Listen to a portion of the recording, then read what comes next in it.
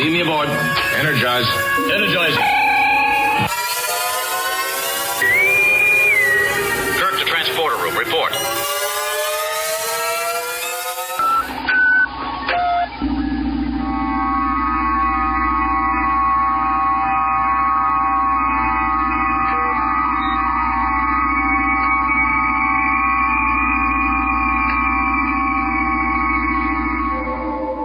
Listening to Transporter Room 3 with your hosts Phil Perello and Scott Calora.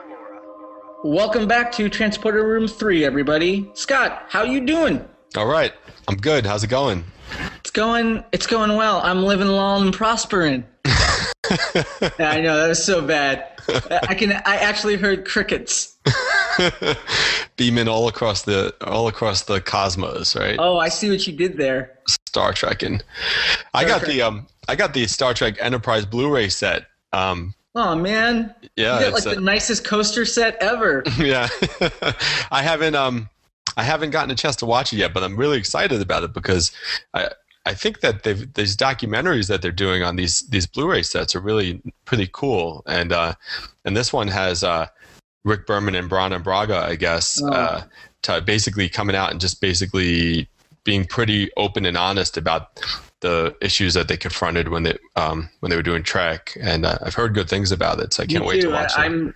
That's the reason why I want to get it, and at the same time, the price point's just a little too high for me on that. I'd rather go for season 3 of Next Gen than for season 1. And at the same time, that doc, you can just send me the disc, man, and I'll mail it back to you.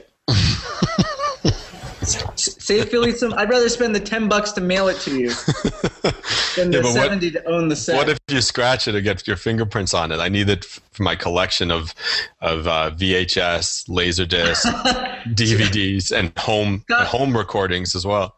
Scott has a room kind of like the episode The Most Toys. Only his centerpiece is like some standee of like Kirk. Yeah.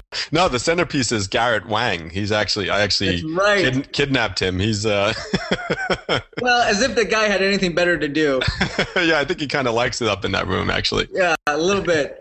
I've been actually watching a lot of season 1 Enterprise lately. Me and the lady friend, we've been kind of pinballing between that and Voyager. Nice.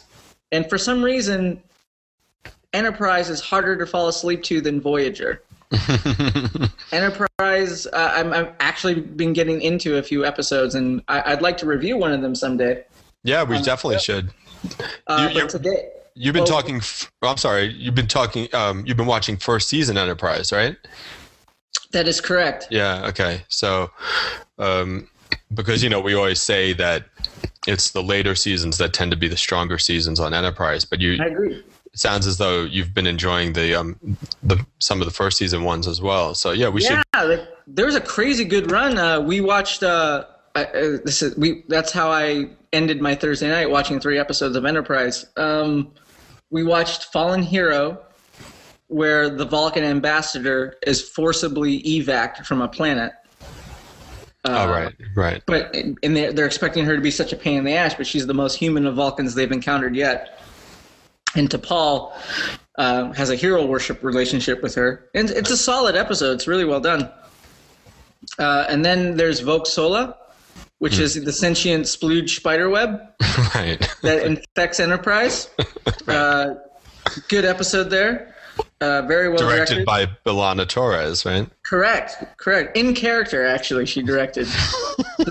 At some point, the camera just starts to shake and yell. There's an obvious beat, like Brennan Braga, I believe, is like credited with the co-write on it. Okay. Or story by, but there's an obvious beat in there involving 2 young male and female engineers. The male goes off first to investigate what is seemingly a problem with insert engine room problem here. Right. And he tries to make contact, and his female counterpart answers the communicator, like, "Is that you?" And then goes in search of him and sees that he's been nabbed by the spider web, and then she gets nabbed. Right. It's a bigger, expanded, more expensive version of what happens in First Contact. Right. Yeah. A male engineer and then his female. Right. Right. Exactly. It's just recycling old scenes. Does Lily show up at some point? No, okay. Lily does not. But drunk Cochrane follower number 5 does. Okay. that guy is just hanging around the jukebox, looking a little too, Jethro Tull for his own good. I don't know. I must confess, I don't remember drunk Zephram Cochrane follower number 5. It's okay. Only one of us had to. So we're gonna actually, we have a special treat for you guys, a special guest, which is who is Enterprise related. But first, let's talk a little bit about the new Star Trek Into Darkness trailer that hit. What do you think, Phil? I was a big fan of it. I watched it at night like several times. When I found it online, I flipped out. It's like, oh, come on, Karen, we gotta watch it. And I nerded the F out. It was the most excited I've been. For some reason, I got nerd goosebumps at the whole, he's one of our best agents. Yeah. Which people are speculating that it's like a Section 31 thing. Yeah, but I don't think so. I'm wondering if he's like genetically engineered or something. Right, maybe. Like the Khan program was genetically engineered and it didn't go well, so they tried to bury it. Like they made Borns. Right. Well, the Khans did come from all over the world, right? The augments or whatever. So it makes sense that the waspy whatever Starfleet was back in the day, that basically the Western world would have had their own Khans, right? So right. So John Harrison could conceivably be not Khan, but an augment or a genetic Superman like Khan, who ultimately is a follower or an acolyte of Khan, which leads into the big reveal at the end of Star Trek Into Darkness is that it's all setting up Khan for the third film, maybe. That's right. That's a ballsy plan, son. If that is true, you may have just blown my mind. We were just talking about that this morning. I was talking to some of the IGN guys, and they were kind of throwing that idea around, and I've kind of thought that could be a possibility as well. But so the trailer. The thing about the trailer that kind of really I found distracting was, and people have talked about this already, but the underwear shot with Alice Eve, which it's jarring. It has no place there. I want to see Alice Eve in her underwear. Don't get me wrong, but at the same time, it's just so pandering, It's just like, oh, come on. It's not even like sexy. She's in like a weird pose. Like I'm not sure what she's like doing calisthenics or something, and it looks like she's about to get into like a spacesuit or something and is caught like in a, do you mind? I'm trying to change here moment. Yeah. So, it's the international trailer, which they're so worried about selling Star Trek to the international audience because especially this go around. For some reason, they're hitting that really hard. Yeah, because they just don't make, it's these, for some reason, these big, the tentpole movies, so much of the business now is 3D international and 3D international, I guess, right? Right. And for some reason, Star Trek just doesn't. The first one didn't do so great internationally. It just traditionally doesn't do that well. And so, you put Alice Eve in her underwear in the trailer. I guess I understand why. But it's like, I don't know. Star Trek, the things are supposed to be more enlightened in the future, right? Like, yeah, but boobs are boobs, dude. Yeah, I guess so. Roddenberry was equally guilty of it in so many ways, right? Yeah. Yep. Yeah. I think that's the captain yacht flying around, by the way. Millennium Falcon style. That could be. Did you notice? It definitely doesn't feel starshipy. But did you notice how that's very much like the Millennium Falcon? Yeah, it totally is. In the inside of the Death Star. Yeah, absolutely. Yeah, there's a Badass Digest kind of pointed that out, like how the trailer, even though it's for a sequel, it also has like a lot of threequel components to it. Because there's Cumberbatch attacking the meeting from outside in his little emergency vehicle ship. Oh, right. Okay. That's Godfather, right? Godfather 3, Destruction of Enterprise, Star Trek 3. Yeah. Is that Godfather 3 or is that...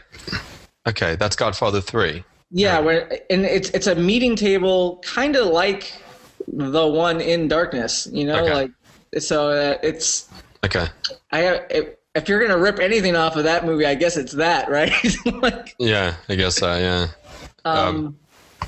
But were you overall are you excited for the movie now? I'm excited for the movie, but the trailers don't. I don't know. I mean, I don't know. I still don't know what the movie's about. I mean, I guess I'm starting to get a sense a little bit now, but I get a bit more sense of the plot now, But at some point, and I watched the trailer on my iPhone when I was on the train, so that's probably not the best way to watch a trailer, Shame on you, Scott. But yeah, I mean, I'm excited. Of course, I can't wait to see the movie. But the trailers, I don't know. I don't get that geeked out over trailers unless it's something like, I don't know, like Man of Steel got me excited because Man of Steel is a great trailer. Yeah. We're curious to hear what your thoughts were on the new trailer. So drop us some lines on Facebook. And also let us know what you think of the new international poster, which looks a little too Ghost Protocol-y for me. It feels like, as Badass Digest described it, it feels like a rough draft of a poster that could be cool. It's, again, it's like they're de-emphasizing that it's Star Trek in a lot of ways. A little bit. So, and I'm not sure what's so interesting on the sides that they're looking at. Yeah. It's like, look down. He's right there. The guy you want to shoot is right below you. Right. And what are the weird structures behind Kirk, Spock, and Uhura in that poster? They look like tripod legs or something. Oh, I don't know. I didn't notice that. Yeah, I don't like it. Okay. Maybe maybe there's a War of the Worlds riff going as well. Maybe they're going to be awesome if maybe Tom Cruise is going to cameo. That would be awesome. Okay, well, I liked it more than you apparently, Scott, and that's okay. Yeah, I mean, you know what? That's always how it's going to be, though. Right? I'm older. I see I'm slowly everything I see is just gray. The vibrancy of life is seeping away before my eyes. I had to put on my bifocals before I watched it. So it's just, you still have that young Riker-esque enthusiasm, right? That's right. I'm not seasoned yet. It's a hell of a thing to say to a man. Oh, speaking of, have you bought your tickets for April 25th for the Best of Both Worlds? I'll be there. I even got my wife Noelle to agree to go. Snap! Yeah, it's on. Holy shit! I just bought my tickets last week. Actually, no. I'm sorry. I bought them on Monday. And I was so surprised at how full the theater is. There were 5 seats open in the back row of the theater, and then all the seats open in the front 4 rows. Everything else was sold out. Wow. Now, is that a famous theater or something, or? No, not really a famous theater. Just your normal AMC. Okay. But holy shit, man! Nice. When is that? April 25th at 7 or 7:30, I believe. Okay. I can't freaking wait. I've been reading, I found the Best of Both Worlds scripts online. I've been reading them a little bit. Because I've never read those, and I should. Yeah. And they're good. And at the same time, I'm like, I don't want to finish them because I don't want to spoil it.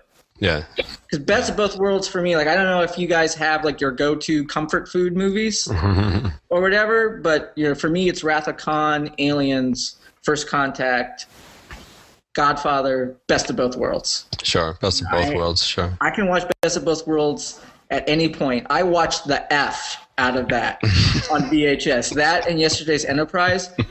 They were like, I watched them so much, I considered them part of my real life. Yeah, I was the same way, man. The thing is, you were still in like junior high school or something. I was in college doing that. See, that's still just as cool, man. Because you had women you could introduce to it. You could bring them over. Hey. Yeah, they liked that a lot. Yeah, I picked up a lot of girls by showing them the best of both worlds. I did. Did you really? In my mind. All right, we better move on. So, move on. So on the occasion of Star Trek Enterprise hitting Blu-ray, I think it comes out next week. Yes, it does. We were able to talk to Scott Bakula himself, Captain Jonathan Archer, and he was nice enough to pay Transporter Room 3 a visit. We pre-recorded it because of his schedule. Awesome. Yeah, so that's a big get. Not gonna lie, that's nicely done there, Scott. Yeah, so we're getting there. Sooner or later, we will get that Garrett Wang appearance as well on Transporter Room 3. No, I want to interview with Seska.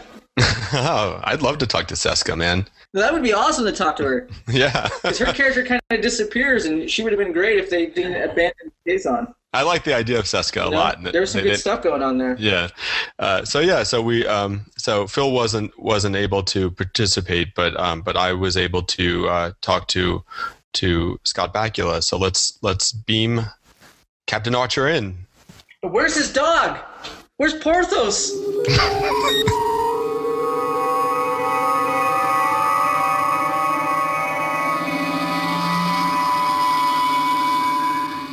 Hi, Scott. Okay, Scott, how you doing? Good. Thanks for taking the time to talk to me. Appreciate it very much. My pleasure. So, Star Trek Enterprise is hitting Blu-ray. When you look back on the show, was it challenging to launch what was, I think, the fourth Star Trek spinoff at that time? Yeah, it was. You know, it was. I think it was challenging for a number of reasons. One, that they chose to place it 100 years before Kirk and Spock, so that meant that there were a lot of creative design issues that had to be figured out in terms of the world now and the world that existed in 1965, and in terms of what they were able to put on the screen back then. And so there was a lot of that that made it challenging. I think it was challenging that we followed so closely on the heels of Voyager, but that was partly dictated by the fact that we were, for the first time, on broadcast network on UPN, which existed at the time, doesn't anymore, as opposed to being in syndication, which is where the other four franchises had really made their mark, and that wasn't to be our destiny. So I think those were the big challenging issues, and we did everything we could to rise above them. Yeah, sure. I think when fans look back at the show now, the perception is that you guys really, as with all of the Star Trek shows, perhaps the first year or so was, kind of hit or miss, perhaps, but then you really started to get into your stride, and I think commonly the third and fourth seasons are thought of as being the strongest and some of the best seasons that were done. Was it disappointing to you that the show ended when you were kind of just catching your stride? It was very disappointing, and I would agree with that assessment of kind of the rhythm of our show, and it's true. I think with a lot of shows, if they have time to stay on the air, that they people figure it out a little bit, and they're able to get it going. But it just again, because of the nature of being on network television and the myriad of changes that occurred not only at our studio but at the network itself, it was in many. I look back and feel like we were lucky to get the 4 seasons, to be quite honest. Because there was so much going on. There was so much going on that had nothing to do with our TV show. Right. And obviously, we would have liked to have had more viewers. And had we had more viewers, they wouldn't have had a choice about keeping us on or not keeping us on. But it was a kind of a transitional time for Paramount, transitional time for UPN / the WB / CBS / Viacom. So there was a lot going on, and we happened to be trying to make a show in the middle of it. Were you feeling this stuff like kind of on a daily basis, or were you aware that all these sort of political things were happening up in the main office? Oh yeah. You know, when the guy that's running UPN gets fired and replaced, you're aware of that. You're aware of Jonathan Dolchin, who's been the huge Star Trek guy at Paramount, leaving. You're aware of the head of the UPN, who created UPN, Gary McCluggage, who's one of the main reasons he and Gary Hart, why I did the show in the first place. He's let go, and so there was just then all of a sudden in the middle of it, CBS buys UPN, and so then it went on and on and on. So, and I knew everybody, so I'd worked with everybody, and they were friends of mine. So I knew Gary very well. I knew Gary Hart. They were both at Universal when I did Quantum Leap. I'd known Les Moonves for many years. He and I had worked together when I was at Warner Brothers. So I knew a lot of the players involved, and so it was we kind of there was a lot going on. That's all. Yeah, sure. When you look back at Archer's arc, are you happy with where he started and where he finished, and were there things that you wish you could have done with him that you never got to?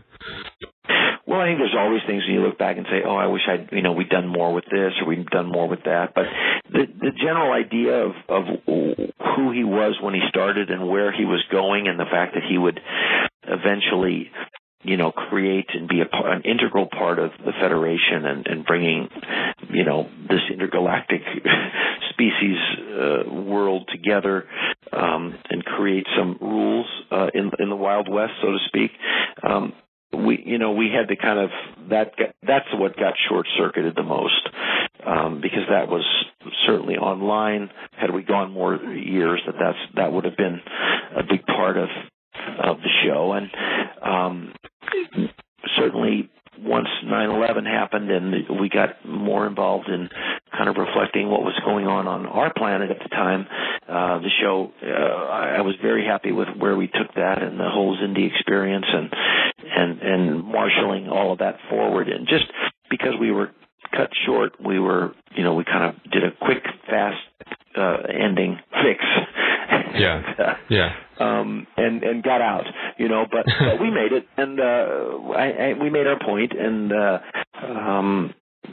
that's, you don't always get to do exactly everything you want to do. Sure.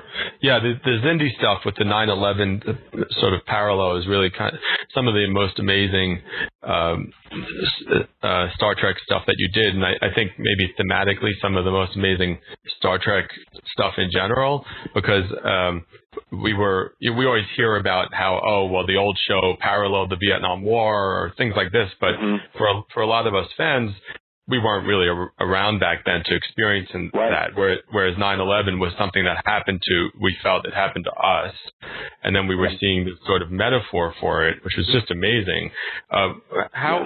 When the writers came to you with that storyline, was there concern about it being too soon or too close to the reality of what had happened? Well, I think we were all so consumed by that event, and it wasn't something that happened to somebody else on our planet. It happened here, and that had never happened in anybody. Vietnam happened on World War II happened on another continent. Right.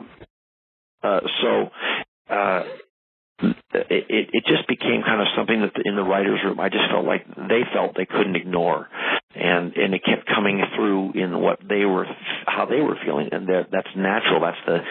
That's how writers write. They're affected by their lives and their world and what they're feeling, and so it didn't. And again, because you take it into that's a great thing about sci-fi, is that it's so removed because all of a sudden you're fighting, talking whales and insects and things that are so completely disassociated from our reality. Yeah. You get that relief, and then it kind of gives you the freedom to kind of tee it up and go for it. And I was thrilled with it. Yeah. And it also got into the serialized storytelling as well, which I think was such a big boost. Is it, as an actor, is it harder to do the sort of weekly stories as opposed to the serialized stuff, or is it just a totally different scenario where one's not necessarily harder than the other? Well, I think, the challenge in our television, our half-hour television, is that the more it's around, certainly on commercial television, the less time you have to tell stories these days, because the more commercials they're putting in. So to have arcs and serialized kind of storytelling, it allows you room to play out and lay out characters and create and add more depth and dimension. And really, I think it's just ultimately creatively better storytelling because you have more time. You feel like you have more time to do it. Yeah. The standalone kind of episodes are fun, and they're certainly great when you hit the great ones. They're a blast, and you see that and you're like, oh my gosh, that was so out there. That was a crazy one, or whatever. Yeah. And we have those too, but the serialized, I enjoy those. And as an audience member, I like those. And I think that's kind of what the TV audience is gravitating to more these days. I mean, the 13 episode arcs that we have on a lot of the cable networks are really kind of indicative of that. Yeah, for sure. Yeah, people forget, you guys did The Walking Dead years before when you did that. It was a standalone episode where you went to a Vulcan ship, and they were basically, I don't think the word zombie was ever used, but you were basically fighting a bunch of Vulcan zombies who were kind of running around. Yep. So, and that's kind of a kind of get in, get out, one shot episode. That's a lot of fun. And, so, now your character is, the funny thing about Enterprise is your characters all still exist in this timeline for, the J.J. Abrams universe sort of rebooted everything, but technically you guys all existed before that. So have you seen the Abrams movie? Oh yeah, loved it. Yeah. And I think they mention you. Do they mention Archer? They mention me and my dog. Yeah. Right. Yes, there was an accident in there was a transporting accident with my poor dog. But I was sitting there watching it with my kids, and all of a sudden I heard that, and I was like, and I felt like I hadn't heard it right, And I turned to my kids and I said, "Did you just hear that?" And they said, they immediately just said, "Be quiet. We're trying to watch the movie." And I'm like, "Wait, I'm trying to make this movie about me." And they're like, "No, we want to watch this movie. Thanks, Dad." Do your kids have they watched Enterprise? Yeah, they've seen a great deal of it. Yeah. They like it. Most of them were. My two little ones were very young at the time, so they haven't seen that much. But no, they like it a lot. Okay. Well, now that the Blu-ray's out, now's the chance, right? Yes, I'm going to reintroduce them. Scott, could I ask you what you're working on now? I've got this HBO movie called Behind the Candelabra coming out. It's a Liberace story. So I'm just gearing up for doing press for that. No, it's the Soderbergh film. Yeah. Okay. Yep. So who do you play in that? I played a choreographer who introduces Matt Damon's character to Liberace, to my character. Okay. So that's coming out. I just finished a movie with Shirley MacLaine called Elsa and Fred. Shirley MacLaine and Christopher Plummer. I play Shirley's son in that, one of her sons. And I'm gearing up to shoot a new pilot for TNT with Gina Davis. And that's starting in April, so that's kind of what I'm up to. Okay, great. And I've got this new movie called Snap that just premiered at South by Southwest on Monday night. Were you at the festival for it? I was, and I couldn't get there. I couldn't get there. But it's Jake Hoffman and Nikki Reed and Thomas Dekker, and it's a wild, crazy movie. But from all reports, it was well received. So I'm curious to see what happens with that. And now the funny thing about like being a Star Trek veteran is there's so many of you now, because like you mentioned, you made a film with Shirley MacLaine and Christopher Plummer, and Christopher Plummer was in Star Trek. Yes. Do you guys even bother to talk about it at this point, or is it just like he and I didn't? But inevitably, there's people. I'm always bumping into people that were like, "Well, I was a such and such." Or most of the time, though, it's people that say, "Remember the episode? I did that episode with you." And I was like, "Well, what were you? What did you do?" "Well, I was the Klingon." I said, "Well, I never saw your face, so I can't remember who you were. But I remember the character you played, but I don't remember. I get that all the time. Remember me? I know my face was blue and I had an antenna, but kind of, yeah." I guess last question for you would just be, what are your thoughts on the convention circuit? I know you do some of the conventions. Is it how does it work for you? Is it kind of thing like you fit them in when you can? I'm assuming you enjoy doing them because you do attend them. I do attend them, and I do enjoy them. I don't do a lot of them, but I tend to do. I've spaced them out, and I didn't do any while we were shooting the show because it was just I couldn't. The younger unmarried single guys were dashing off on the weekends to points all over the planet, and I was like, "Really? How are you guys doing that?" "Well, I know you don't have kids. You're not married. Okay, never mind. I get it." So, Connor and Dominic and Anthony were like, "Yeah, we're just in Philly, having a." So okay, but I do enjoy them. I don't overdo them. But I always get a kick out of them. I really enjoy the Q&As the most, probably, and getting up in front of a room and just chatting and talking about what we did. And we've done 2 times now where all 5 captains are together, and that's just a hoot because we're all so different, and it's just what a group of characters, and that's been fun. I went to Australia with Mr. Shatner last year, and we did Sydney and Melbourne, and we had a great time too. Yeah, and I saw you on the Captains with Shatner as well, which was awesome. Yeah. That documentary. Well, thanks so much for taking. Great job. My pleasure. Yeah, thanks, Scott, and hopefully I'll talk to you again sometime.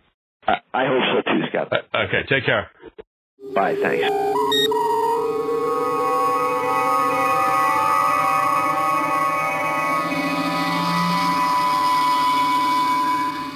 Scott, that was pretty awesome. Thank you. Yeah, thank you for wrangling that. Yeah, I wish you could have been there for it, but it's like sometimes it's hard to schedule these things. It's Captain Archer. Yeah, but my Katra was there though.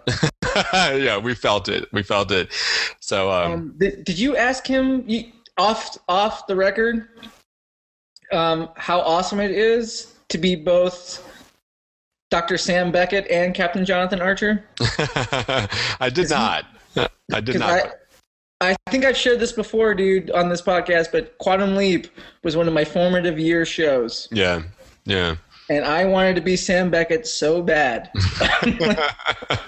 I love the S out of Scott Bakula. He's so... I really do. I like watching him. What was his sidekick's name? Speaking of Dean Stockwell. It was Al. And Ziggy was the computer or something, right? Ziggy was either the computer or the twitchy dude who ran the computer. Okay. It was never quite clear. Okay. But Al is his holographic friend who only Sam can see and hear. Right. Yeah. And so then they brought Stockwell back for those episodes on Enterprise. Yeah. So it was pretty solid. So next time around we'll get Shatner. Next time around, we'll get Shatner. You know what? We're just going to do that whole London convention equivalent on our podcast, but no Crosby. I won't do it. Another person we will not be able to get on our podcast is this week's Red Shirt. We take this time to remember those who have laid their lives down for Starfleet. This is the Red Shirt of the Week.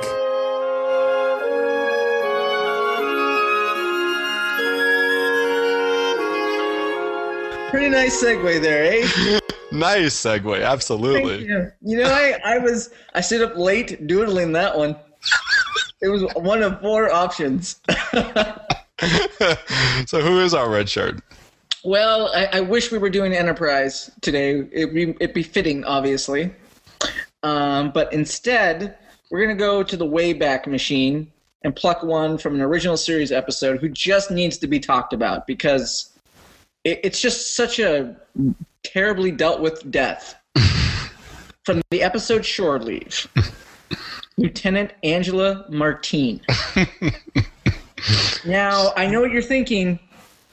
Does she die by phaser, transporter accident, photon torpedo? Oh, no. Alien virus? What that would have been all right. What futuristic blight takes her life? Something from the past, actually, Scott. Strafing rounds from a World War II airplane. Now, I'm just going to put a pin in that for a second and back up. Stock footage. I know what you're all thinking. Stock footage. A stock footage World War II plane, no less. Something on old 16 millimeter. So I know what you're thinking, but she wore a gold tunic, Phil. Not a red. That's true. And to you, I say, huzzah, for noting that. However, her death, she's partnered with a gentleman, I believe Rodriguez. I believe this actor becomes Harry Callahan's police chief in the first Dirty Harry film. They're doing their little survey thing. He's in his blue tunic. She's in her gold dress. It's like, oh my God, what's going to happen? And then all of a sudden, he was thinking about a World War II fighter plane for some reason, and it makes a strafing run. Okay? And they try to outrun it. Bullets are chasing them and can run clearly faster than they can. She gets shot up. And this is how Wiki, in their plot summary of the episode, describes that sequence, okay? A Japanese World War II fighter plane then strafes the landing party, and during the commotion, the bodies of Dr. McCoy and the Knight mysteriously vanish. Now, Dr. McCoy was involved in a jousting accident and got killed, in finger quotes. But during the commotion? By commotion, you mean cold-blooded murder of a woman who didn't deserve to die? Right. So she's taken out. Rodriguez reports back with the landing party. Kirk's come in. He's come back from fighting with Finnegan and all that, and it's like, eventually they realize, oh, hey, this is just like a fun house. And this old, creepy, pervy-looking dude in a robe shows up and says, oh, we make these things, and they're supposed to be for your entertainment, and blah, blah, blah. And Kirk's like, oh, well, all right. I guess we can have shore leave down here. Oh, wait, there's the girl I banged when I was in cadet days. She's back, and she hasn't aged a day. I'm still going to bang it. I'm going to go walk away and bang it. At not one moment do they discuss that Angela is dead. They don't even say we're going to take your ensign and fix her the way we did McCoy. None of that. So somewhere flies are gathering over Ms. Martine's body. Still, to this day, right? To this day, people are tripping over her remains. Her remains are like some mossy type thing at this point. You know, Kirk comes back there once in a while to fight Finnegan, and they get into a fisticuff, and they roll over her dead remains. Cumberbatch cannot walk over their cold corpses. She's no longer cold. She's planet temperature now. It's just ridiculous, right? Yeah. Well, I wonder if something wound up on the cutting room floor or was in the original script. It's just Roddenberry's whole thing, his misogyny toward women. Maybe. I don't know. I just, I'm just so surprised watching that episode. For some reason, that's what I fixated on. I was like, wait a minute. Well, because Bones comes back to life. Yeah, Bones comes back to life because he's one of the triumvirate. She was, 2 episodes away from serving coffee on the bridge. She didn't deserve that. Oh, well. I mean, I you know what? I think Yeoman Rand had her offed because she knew her job was in danger. Was Rand still around at that point? I think she was. Okay. Off and on, maybe. I don't know if she makes another appearance later in season 1 or in season 2, but that's season 1 short lead from the original series. And even though your crewmates ignored you, Angela Martine, we will not. We're lowering our flags to half-mast. We're putting on the black armbands, and yes, we are going to fire an empty torpedo tube into space. Because, I mean, I'm sorry you're dead, but I'm not going to go pick up your body. I don't even know where that planet is, and if I go down there, I don't want anything in my head manifesting to try to kill me. Yeah, then you're going to have to fight your Phil's version of Finnegan. Right? Yeah, I don't know who that is. It's probably a multiple group of people. You know who it is? It's probably my old boss.